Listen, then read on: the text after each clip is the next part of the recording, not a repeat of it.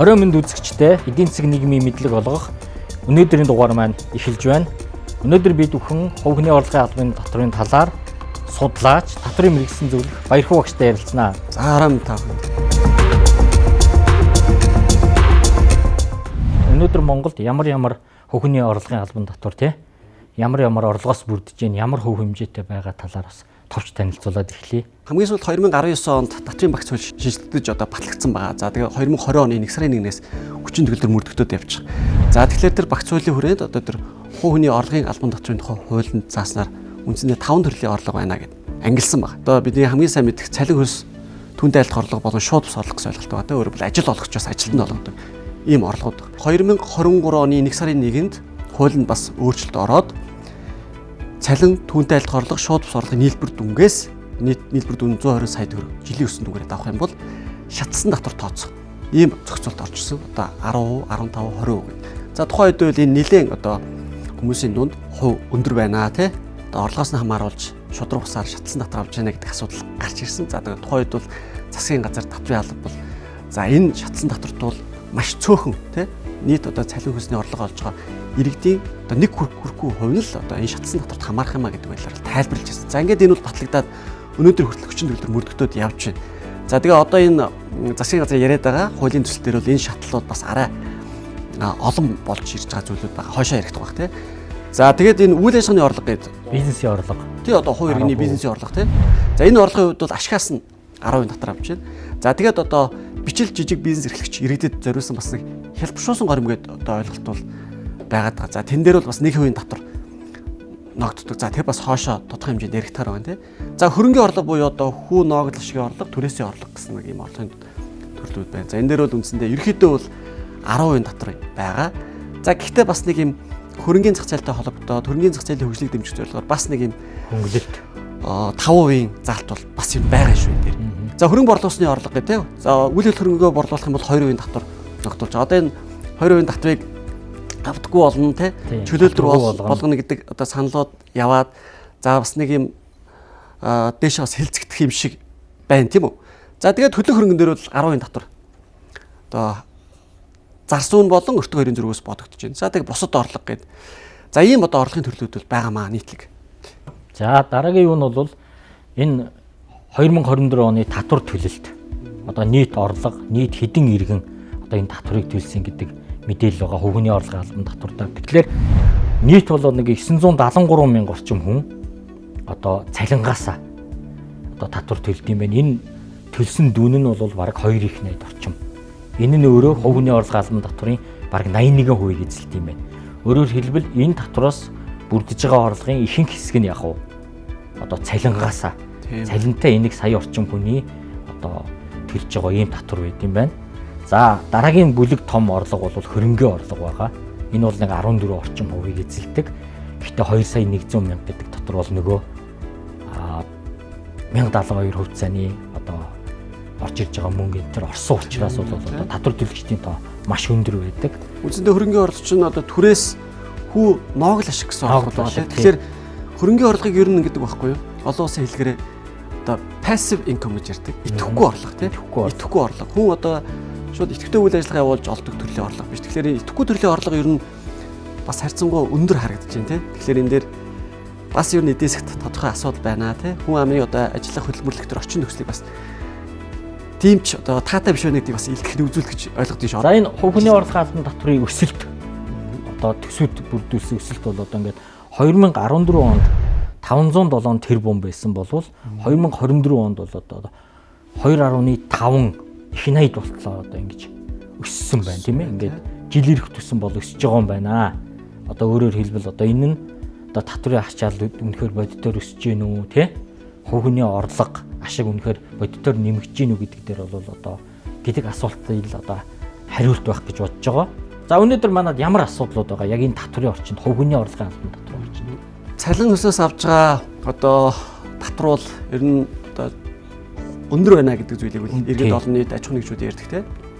Ялангуяа тэр 2023 онд шатсан татврын асуудал орж ирсэн. За энэс болоод ер нь нэг аж ахуйн нэгжүүд маань бас нэг юм цалин хөлсөө өсгөх тийм.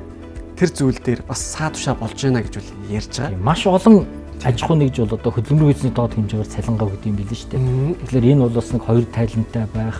За энэ төрлийн татвараас одоо ажилтан ажил олгогч нь аль аль нь бас жаахан тий одоо зогтох гэсэн одоо юу байж магадгүй. Эсвэл нэг талаараа татврын ачаал маш өндөр учраас одоо аргагүй ирэхэд ийм байдалтай байх гэсэн таамаг л байгаа. Ялангуяа тэр нөгөө шатсан татвар тооцох тэр босгоруул өдөр тушинд одоо ажилдаг хүмүүс үл хөвчлэн хамаарахаар байгаа юм. Тэгэхээр одоо аж ахуйн нэгжүүдээр ингэ шатсан татвар хэрэгжээд эхлэхээр яаж юм гэхээр зөв практик дээр тий аж ахуйн нэгжүүд цалин хөлснөөс өөр бусад хэлбэрээр ажилтаа шагнах урамшуулах хэлбэрээр одоо бас нэг яваад байгаа зүйл байгаа. За мэдээж нөгөө талдаа нийгмийн даатгалын шимтгэл бас өндөр хувьтай байдаг тул цалин өсний орлогыг л ер нь ингээд цалин төдийлөн бас аж ахуйн нэгжүүд өсгөх гэдэг юм уу те. Тэргүй шалтгаан дээр. Уг нь бол ажилтны цалин өсгөмөр байдаг. Гэтэл татврын нийгмийн даатгалдаа нилээдгүй дүн явчаад байгаа учраас энэ дээр асуудал үүсээд байгаамаа л гэж.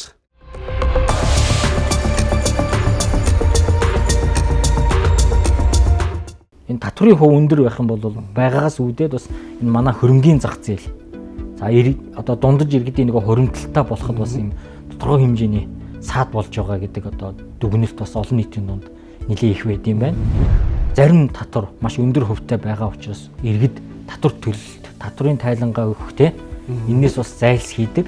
За энэ нь эргээд нөгөө зөрчлийн хууль, эргээгүй хуулиараа одоо иргэдийн эрх чөлөөнд одоо эрсдэл үүсгэх нөхцөлийг одоо бүрдүүлж гин гэж бас зарим судлаачид үздэг юм байна. Яг гэвэл одоо манай хуулийн дээр ч бас хариуцлагын залтууд иргэндээ бол нэлээд өндөр шүү дээ тий. Хэрвээ ингээд шалгаад ирэх юм бол одоо иргэн бүрт одоо хуулийн зөрчил үүсэх, хариуцлага үүсэх юм одоо магадлал маш өндөр байна. Тийм учраас бол одоо энэ асуудлыг бас харж үзэх хэрэгтэй. Энэ бол бас толгомцсон асуудал гэж бол хүмүүс үздэг юм байна. За дараа нь за энэ бусад улс орнууд тийм үү. За манайх болохоор бас одоо 10, 15, 20 гэсэн шатлалтай тийм ээ. Гол нь ер нь хувийн орлогын албан татвар гэдэг бол цалин голддог орлого юм байна. Тэгэхээр одоо бас бусад улс орнууд бол одоо за та бол нөгөө нэг сангийн яамнаас засгийн газраас боловсруулж байгаа хувийн орлогын албан татвар дээр ямар улсууд харьцуулсныг бас харсан баг тий. За ер нь хувийн орлогын албан татваргүй бас нилээдгүй улс байд юм байна энэ одоо дэлхий дээр. Тэгээд одоо булангийн орнууд байна. Зарим аялал жуулчлал хөгжсөн орнууд байна. Зарим одоо зах зээлээ юм чөлөөт ус болгосон ийм орнууд байд юм байна. За манайтай ойролцоо бас шилжилт хийсэн Казахстан, Кыргызстан гэдэг ч юм уу ийм улсууд бол одоогоор 10% татвартай л явж байгаа. За манайх одоо Сингапурыг ярих дуртай, Итали, бүгд найрамдах Солонгос улс гэдэг одоо ярьж харьцуулдаг тийм ээ. Япон. Гэтэл эдгээр маань одоо 200-300 жилийн өмнөөс одоо иргэдэн одоо өмчтөө, орлоготой, капиталтай за ажлын орчин нөхцөл тэр бүх асуудал нь бол шийдэгдсэн илүү хөрөнгө оруулалт татдаг тийм ээ. Ийм орнууд бол аль хэзээний одоо бүх асуудал нь шийдэгдсэн орнууд одоо иргэдийн орлого нь хангалттай болчихсон. Ийм улс орнууд гэсэн үг тийм. За засгийн газрын төсөл. Одоо засгийн газраас татврын хувийн орлогын албан татварт нэмэлт өөрчлөлт оруулахын төсөл олон нийтээр хилцүүлэгдэж байгаа. Тэгээ энэ төсөл дээр ямар асуудал байгаа талаар манай одоо зочин маань дэлгэрэнгүй бас ярина. 2025 оны ер нь оны эхнээс ахуулаад сангийн татврын албанаас олон нийтийн дунд хилцүүлгүүд явуулсан. За мөн одоо ажил олгогчд за мэргэжлийн холбоотуудаар татврын хуулинд одоо ямар өөрчлөлт хэрэгтэй байна вэ гэдэг талаар санал асуулга авсан. За ингээд үе шатаагаар хилцүүлгүүд яваад одоо эхний драфтууд гараад одоо ингээд үндсэндээ засгийн газрын сүүлийн буюу 2 дахь драфт гэж хэлж болох бах тий. За тэр драфт гарцсан олон нийтэд санал аваад явж байна л да. Хувь иргэний нөө шатсан татвар тооцдог тэр цалин хөлс шууд бус орлого үйл ажиллагааны орлогын нийлбэр дүнгээс сард 800 мянга гэж байгаа юм. За тэр 800 мянга гэдэг нь хөдөлмөрөөсөө доод хэмжээтэй л уйж байгаа юм байлээ. За. Сард 800 буюу жилд 9 сая 600 мянган төгрөгийн орлогыг хөнгөлнө. Татвараас 100 хөнгөлнө гэсэн зүйл орж байгаа. За засгийн газар сангийн ам бол одоо энэ хөнгөлж хөлөлтийг бол нэлээд одоо ач холбогдолч олон нийтэд хүргэж байгаа тий. Өндөр хөнгөлж яриад байгаа. Өндөр хөнгөлж яриад байгаа. Үйл ажиллагааны орлого. Энэ дээр бас нэг зүйл нэмээд хэлэхэд одоогоор бол цалин хөлс шууд бус орлогоос жилийн дүнгээр 240 мянган төгрөг дээдлэн хөнгөлж байгаа л да. Тэгэхээр энэ бол өмнөхтэйгээ харьцуулахад бол өндөр юм шиг боловч бас төдийлөн одоо үр нөлөө үзүүлэх хэмжээний хөнгөлт мөн үгүй гэдэг дээр бас хэвлээ бодох хэрэгтэй гэсэн үг тий. Одоогийн хуулиар бол энэ иргэний үйл ажиллагааны орлого буюу хуваар эрхэлж олж байгаа бизнесийн үйл ажиллагааны орлого дээр нэг юм хялбаршуулсан горимг гэдэг ойлголт байгаа юм. Өөрөөр хэлбэл ямар нэгэн орлогын таацгүйгээр нийт орлогоос нь 1 хувиар орлогын төр тооцноо. Өөрөөр хэл одоо зардлаа тотлох шаардлагагүйгээр тий хялбархан байдлаар тайлангаа бэлтгээд нийт орлогоос 1% татварлах гэж. Одоо энэ дээр тааз тогтоосон. 400 сая хүртэлх одоо орлоготой иргэн бол хялбаршуулсан горимыг хүсэлтэд гаргаад нийт орлогоос одоо 1% татвар төлөх ийм одоо зохицуулт бол орчсон байна. За тэр одоо одоогийн хуулиар иргэн анх удаа амьдрал суух зорилтоор орон сууц худалдаж авах барьж байгуулах юм бол тэн дээр 6 сая төгрөгийн татварын хөнгөлт эдлүүлдэг тийм үү. За тэрийг бол 15 сая болгож нэмэгдүүлж байгаа гэж одоо хуулийн дээр бол оруулсан байж байгаа. Одоо хуулийн төсөл дээр шүү дээ. Одоо хараа батлагдаагүй хэлцэгдэл явж байгаа тийм.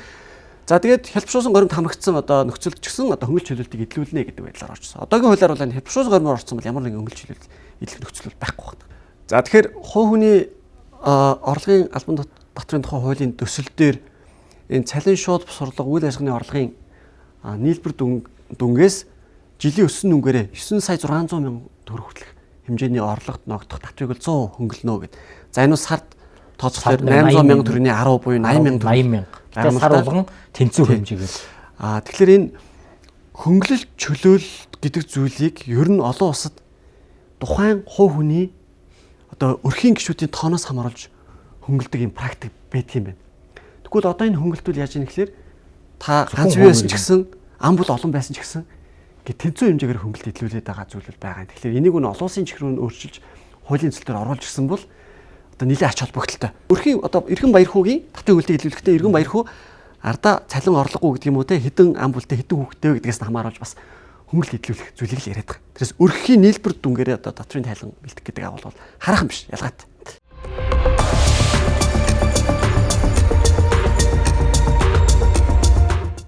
За хамгийн том асуудал нь. За нэг 5 асуудал байгаа юм байна тий. Хамгийн том асуудлыг ярив. За энэ дээр энэ 5 улааруулсан энэ зүйлүүд дээр бол энэ одоо татвар төлөгчдийн одоогийн тий одоогийн нөхцөлийг бол дордуулсан гэж хэлж болох өөрчлөлтийг л энэ улаанаар тэмдэглэсэн байгаа дашгүй тий. За энэ дээр хууны одоо орлогоо шатсан татвар тооцдог зохицуулт бол 2023 оноос хэрэгжээд явж байгаамаа. За гэтэл энэ шатсан татвар тооцох орлогын бүртгэн дотор одоогор бол цалин хөлс болон шууд бус орлого орж байгаа. Өөрөөр хэлбэл ажил олгочоос ажилтнаа олгож байгаа төлбөрүүд ордог. Үүн дээр нэмэгдээд хувь иргэний хуваараа эрхэлж байгаа бизнесийн үйл ажиллагааны орлогыг хамруулаад авд утсан. Ингээ нийлүүлсэн. Нийлүүлсэн. Өөрөөр хэлбэл хуваараа эрхэлж байгаа бизнесийн үйл ажиллагааны орлогыг нийлүүлчихлээр нөө шатлал тооцох орлогын босгох чинь нэг тийм өндөр тоо биш болчихж байгаа байхгүй. Өндөр тоо биш болчихж байгаа. Энэ бол хамгийн том асуудал. Хамгийн том асуудал. Энэ дээр нэг юм хойно жишээ байгаа. За би тэн дээр ер нь яг жишээн дээр энэ яагаад иргэдэд аж ахуйн нэгжид одоо иргэд аж ахуйн нэгжүүдэд татварын одоо ачааллыг өсгөх зүйл болох вэ гэдгийг тайлбарлах гэдэг тийм. За манай үзэгчид энэ QR кодыг уншуулад энэ засгийн газрын хуулийн төсөлд саналаа өгөөрэй маш идэвхтэйгээр гэж бид хоёрын зүгээс уриалж байна. За одоо нөгөө жишээгээ тийм үү. За одоогийн татварын хуулиар одоо иргэн ямар татвар төлөх вэ одоо энэ жишээн дээр. За тийм. За одоо хүчин төлөв мөрдөгдөж байгаа одоо хувийн орлогын албан татварын тухай хуулийн дагуу нэг дундаж орлоготой иргэн дээр ер нь энэ орлогоос нь татвар яаж тооцогдох юм бэ гэдгийг жишээгээр харуулж байгаа тийм. Ажилтан бат тийм үү? Сард одоо 4.5 сая төгрөгийн одоо нийгмийн дадлын дараах одоо цалин үсний орлоготой байна тийм. За ингээд жилийн нүгээр ингээд харуулсан байж байна тийм. За одоо жилийн хацныг удаа удирдлагын одоо тийм нэг удирдлагын тэнцэх хэмжээний бонус авдгаа гэж үзье тийм. Ихэнх аж ахуйн нэгжүүдээр бол тодорхой хэмжээний бас үндсэн цалингаас гадна урамшуул бонус байдаг шүү дээ тийм. За мөн одоо шууд бус орлого өөрөөр хэл одоо шууд бус орлого гэдэг нэг хуулийн дээр тодорхой зүйлүүд заагдсан байгаа л да. Ажил олгочоос тухайн ажилтан үндсэн ажил бүрийг гүйцэтгэхдээ шууд холбогдлогоор бас нэмэлтээр олгож байгаа олруудыг хэлдэг. За одоо нийтлэг байдгаар би хүүхдийн сургалтын төлбөрөд оруулчлаа л да. Байгууллагаас нь одоо компаниас нь одоо хүүхдийн сургалтын төлбөрийг одоо төлнө гэсэн төлцсөн тий магадгүй хөлбөрийн гэрээгээр ийм нөхцөл байдаг ч гэдэг юм уу тий. За ингээд жилийн дүнгээр бол ажил олгочоос тухайн ажилтанд бол 82 сая 500 мянган төгрөгийн цалин түнтэй адилхан орлого ингээд олгогдчихэ гэсэн үг тий. За тэгэхээр одоогийн зохицуултаар бол энэ дүнгээс шууд 10% татвар тооцож байгаа. Одоо иргэн шатсан татвар тооцох босох чинь өөрөө 120 сая байхгүй 120 саятай хүрээгүй учраас энэ дээр 10% татвар бодогдож байна тий. Энэ хүний цалин шууд ус орлогын хэмжээ 120 сая хүрээгүй тий. Тэгээ одоогийн хуулиар цалин хөснөөс тооцдог татварын хөнгөлт гэж байдаг. За тэр хөнгөлт нь жилийн өсөн нүгээрээ 36 саяас дээш одоо орлоготой иргэнээр бол ямар нэгэн хөнгөлт чөлөөлт одоо чөлөөлт гэж ярихгүй да хөнгөлт гэж ярина тий. Хөнгөлт бол байхгүй байгаа юм тий. За тухайн иргэн хажуугаараа үндсэн ажиллагаа хажуугаар бас жижигхэн өрхийн хэмжээний бичил жижиг бизнес эрхэлдэг байж болно тийм байдаг шүү дээ. Цахимаар бараа зарах. Йоо яг үнэ тий. Одоо юу гэдэг хайны урагшаа хашаа гахтаа нэг бараа оруулж ирээд зарчдаг ч гэдэм үү за. За нэмэлт орлого тий. За тэгэхээр энэ дээр сарын одоо эргэлт буюу одоо сарын борлуулалт нь нийт дүнгээр бол 35 сая гэж үзэх юм бол жилийн дүнгээр одоо 420 сая төгрөг байлаа гэж үзье тий. Одоогийн манай хуулиар бол энэ үйл ажиллагааны орлогын нийлбэр дүнгээс иргэн өөрөө хүсэлтээрээ хялбаршуулсан гормоор ороод 1% татварлах боломжтой байна. За ингээд мэдээж ихэнх иргэдүүл үндсэндээ энэ хялбаршуулсан гормын сонголтыг цалин хөөс түнтэй айлтгах орлого болон үйл ажиллагааны орлогоос нийтдээ бол 12 сая 450 мянган төгрөгийг татварлаж байгаа. Хэрвээ засгийн газрын одооны төсөл энэ хэвээрээ батлагдвал яаж өөрчлөлтөөр? За харъя. Яг одоо тоонууд бол хэвээр байгаа. За тоонууд хэвээр байгаа. Одоо яг саяны орлоготой иргэн өнөөдөр одоо энэ шинэ хуулийн төслийн дагуу татвар төлнө гэвэл ямар байдалтай байх юм бэ гэж тэ. За тэгэхээр хуулийн төслөөр бол шатсан татвар тооц орлогын бүрэлдэхүүн дотор нөгөө хувь иргэний хуваарь эхэлж байгаа бизнес үйл ажиллагааны орлогыг оруулчих. За тэгэхээр энэ гурван орлогын нийлбэр дүн хэдүүлээ эхлээд авч одоо харах хэрэгтэй болчихж байгаа тийм. За ажил олгочоос олгож байгаа одоо тийм орлогууд бол энэ байж байна. За тухайн хувь иргэний за бизнес үйл ажиллагааны орлого сарын эргэлт нь одоо 35 сая. За ерөнхийдөө одоо юу гэдгийг нэг юм хуваарь эхэлж байгаа бизнесүүдийн хувьд бол нэг ашигын маржин нэг юм 30 орчим хувь. За 20-30% байгаад байгаа шиг үү. Гэхдээ нөгөө хувь иргэд дээр нэг асуудал байгаа. Хувь иргэд үйл ажиллагааны орлогоо тайлгнахад үн ашигасаа татварладаг байхгүй. Гэтэл хувь иргэдүүдийн хувьд бол нөгөө зардлаа төдийлөн ийм баримтад баталж чаддаг. Тэгэхээр үндсэндээ орлогынх нь бас баггүй хэсэг нь үндсэндээ татвар ногдох дүн болчихдог. За ингээд би ерөөдөө нөгөө дунджаар 30% гэдээ авчиж байгаа юм тийм. За ингээд зардлахсны дараах дүн ашиг буюу ашигын маржин 10 сая 500 мянга сарынх нь гэж үзвэл жилийн өссөн дүнгээр татвар ногдуулах орлого нь 126 сая болж байна. За ингээд эдгээр орлогын нийлбэр дүн авахлаар ингээд тухайн иргэний хувьд бол нөгөө шатлал тооцох орлогын нийт дүн 208 сая болж байна. Өөрөөр хэлбэл 120 саяас авч байгаа учраас энэ дээр тухайн иргэн дээр бол одоо шатсан татвар тооцох. Өөрөөр хэлбэл өсөн нэмэгдэх шатсан татвар гэж ярьдаг. Манайх бол яг нь шатсан татвар ингээд орлого өсгсөн буурах гэдэг нөхцөл байж болно бас өсөх гэдэг. А манай дээр progressive tax одоо манай хуулийн зохицуулт дээр л ороод ирсэн яваад байгаа тийм. За ингээд 120 сая хүртэлх орлогот нь бол 12 одоо 10% буюу 12 сая төгрөг татвар. За 120 саяас 180 сая хүртэлх орлогот нь бол 12% гэж байгаа тийм. За ингээд 7 сая 200 мянга. За 180 саяас давсан одоо орлогын хэсэгт нь бол 14%. Ингээд нийлбэр дүнгээрээ тухайн иргэний энэ орлогоос бол шатлсан татвараар тооцоглоор 23 сая 190 мянган төгрөг бодогдож байна. За ингээд одоо шинэ хуулийн төсөл дээр татврын хөнгөлтийн өсөл байгаа тийм. Жилийн өссөн дүнгээрээ одоо 9 сая 600 мянган төгрөг хүртэлх орлогот ногдох татвыг 100 хөнгөлнө гэж. За ингээд 9 сая 600 мянга 10 гэд бодохлоор 960 мянга. Ингээд хөнгөлтөө хасчих юм бол тухайн иргэн 22 сая 230 мянган төгрөгийг татвар төлөх нэ. Хэрвээ энэ хуулийн төсөл батлагдвал. За ингээд одоогийн хуулийн нөхцөлтэй харьцуулах юм бол тухайн иргэн дээр нэмэлтээр 9 сая 780 мянган төгрөгийн орлогын татвар нэмж төлөх нөхцөл үүсэж байна. Өөрөөр хэлбэл дундаж орлоготой иргэд дээр тийм. Дундаж орлоготой иргэдэд бол энэ татварын ачаалал нэмэгдэх эрсдэлтэй байна л гэсэн үг энэ төслөөр. Яг үнэ.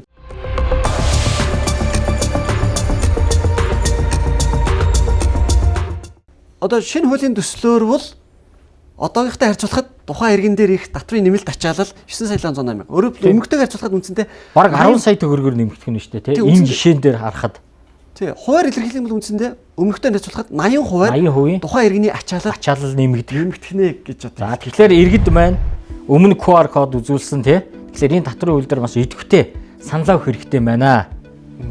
За дараагаас л ой миний юм ороод ирлээ. За 1% гээд. Тий. Би нөгөө 100 мянган иргэний гарын үсэг цуглуулад одоо тэр маань одоо улсын их хурлаар хилцэхэр болсон. Тэгэхээр энэ маань одоо хамгийн ихний шат нь бол одоо төсвийн байнгын ороогоор хилцээд төсвийн байнгын ороо бол намар орж ирэх одоо хувийн орлогын албан татврын тий засгийн газрын төсөлтэй хамт хэлэлцээ гэсэн. За хоёрдугаар хөвлөөр явж байгаа улсын хурлын гишүүн Ж Баярмаа нарын одоо 32 гишүүн бас энэ 100 мянган иргэний саналыг одоо хууль болгох гээд одоо хуулийн төсөл санаачлаад явж байгаа.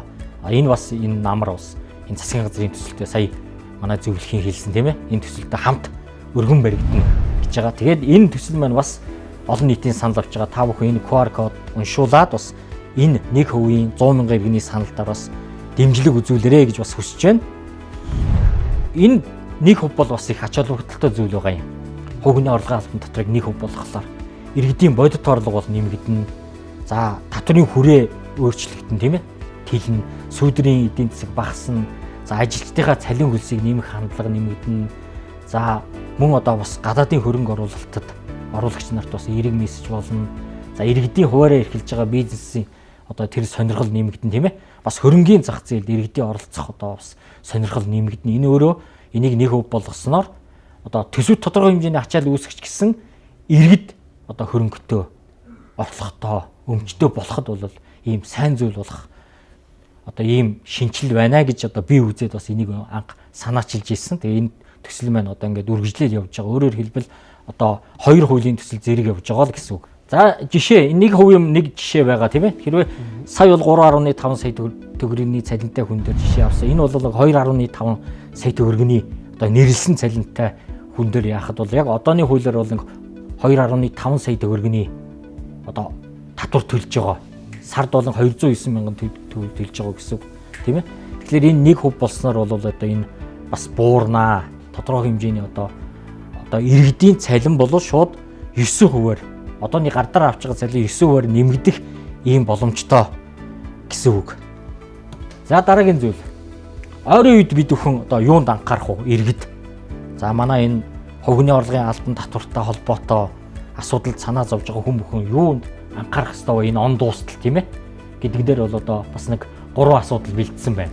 За эхнийх нь бол одоо ингээд засгийн газрын болон тий бас улсын хурлын гишүүдийн санаачилсан тэр одоо 2 өөр хувийн орлогын албан татварын тухай хуулийн төсөл байгаа тий. Тэн дээр та бүхэн бас идэвхтэй оролцож саналаа өгөх юм байна тийм ээ. За дараа нь хэлбэршүүлсэн дээр та. За тэгэхээр энэ яг үйл ажиллагааны орлоготой юм. Иргэд олон нийт харьцангуй мэддэг болчиход байгаа энэ хэлбэршүүлсэн гормоор одоо үйл ажиллагааныхаа орлогоос 1% татвар төлөх боломж байгаа. Тэгэхээр энэ хүсэлтэй бол энэ ондоо багтаж одоо хөстэй байдаг юм шүү. Энэ e-баримт аппликейшнээр хүү эсвэл татварын системээр татварын e-tax системээр одоо e-tax руу орж байгаа шүү. За дараагийнх нь бол хөнгөлөлт. Иргэд орон сууц худалдаж авсан бол за хүүхдийн сургалтын төлбөрийг төлсөн бол орон сууц болон сургалтын төлбөрийн хөнгөлт орлогын татвар дээр одоо эдлэх боломжтой байдаг. За эдлэхийн тулд бол зайлшгүй хувийнхаа орлогын татврын тайланг бол гаргах ёстой. За энэ дээр нэг анхаарах зүйл байгаа. Хэрвээ энэ хөнгөлтүүдийг илгэж байгаа бол хэлбэршүүлсэн гормоор тайлан гаргаж болохгүй. Тэгэхээр хүсэлтэй болно. Тэгэхээр хөнгөлт эдлэхгүй гэвэл хэлбэршүүлсэн гормоор тайлан гаргах нь зөв. Хөнгөлт эдлмээр байгаа бол хэлбэршүүлсэн гормын хүсэлтийг бол гаргахгүй гэдгийг бас иргэд олон нийт маань анхаараарай. За тэгээ ойрын үед анхаарах зүйлийг ахаад одоо нэмээд тодруулаад хэлье тийм ээ. Хувийн орлогын албан татварын тухай хуулийн 2 төсөл дээр та бүхэн идэвхтэй саналаа өгөөрэй. За дараа нь бас тэр үйл ажиллагааны орлогоо хэлбэршүүлсэн гормоор тайлагнах гэж байгаа бол он дуусгаас өмнө тэр хүсэлтээ e-tax тий цэгмийн одоо сайтаараа орж өгөөрэй. За мөн орон сууц сургалтын төлбөрийн хөнгөлөлт одоо эдлэх тэр хүмүүс баримтаа бүрдүүлээд тийм ээ. Тэгин одоо тайлангаа гаргахад бэлдээрээ хөнгөлөлтөө авах энэ бэлтгэлээ хангаараа гэж одоо бид хоёрын зүгээс зөвлөж байна. Ингээд бид бүхэн өнөөдөр хувийн орлогын албан татвар ямар байгаа юм? Энэ татвар маань иргэдийг өмчтөе орлоготой болгоход одоо үнэхээр чиглэж чадж гэнэ гэдэг олон асуудлыг ярьлаа. За бид бол нэг асуудлыг онцгойлдог. Иргэн баян бол улс хөгжинэ гэж үздэг. За тэгээ өнөөдөр бид бүхэнтэй энэ асуудлаар маш сонирхолтой ярилцлага, маш хэрэгтэй мэдээлэл өгсөн одоо татварын мэргэсэн зөвлөх баярхуу багштаа бас баярлалаа. Тэгээ бас үзэгчдээ баярлалаа. Дараагийн дугаараар бүгдээрээ илүү танин мэдхүйн чиглэлтэй сонирхолтой нэвтрүүлгүүдийг та бүхэндээ төлөөлнө гэж бодож байна.